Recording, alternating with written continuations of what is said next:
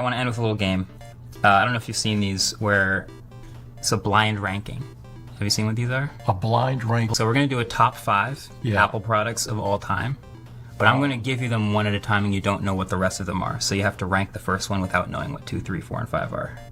Oh. Okay. And this is your ranking? This will be your unofficial ranking just based on your gut reaction of how you feel about the products. Oh, this is a tough one because it is a tough one. It's like asking you your favorite kids or nephews or nieces. Number 1, MacBook Air. It had that iconic moment of like taking it out the envelope on stage. It's the most popular laptop in the world, I think. It's the most popular in the world, and that moment of taking it out of the folder established a characteristic about that device that lives today.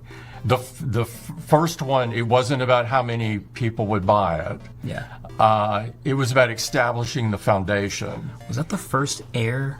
That was of any line. Yeah, it might have been. I believe so. Yes. The iPad.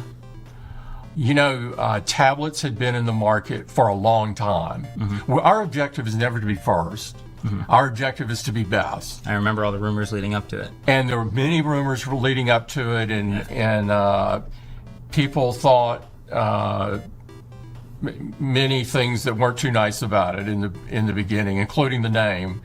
Mm-hmm. And yet I couldn't live without my iPad today. Yeah. And my number 3 is the Magic Mouse. The Magic Mouse. It was also an incredible moment. People don't think of that as much as they would the MacBook Air and the iPad and whatever else you're going to name, mm-hmm. probably. Mm-hmm. The iPhone. Oh my God. It changed the world. It definitely changed the world. And the simplicity of defining the 3 things that were on the phone was brilliant, to get people to think about it like that. Yeah. This isn't talked about as much, but initially you'll remember that there was not an app store. Right. The app store came a year later, and that changed everything in the developer community, because now I meet with students every WWDC, and they give me such great inspiration.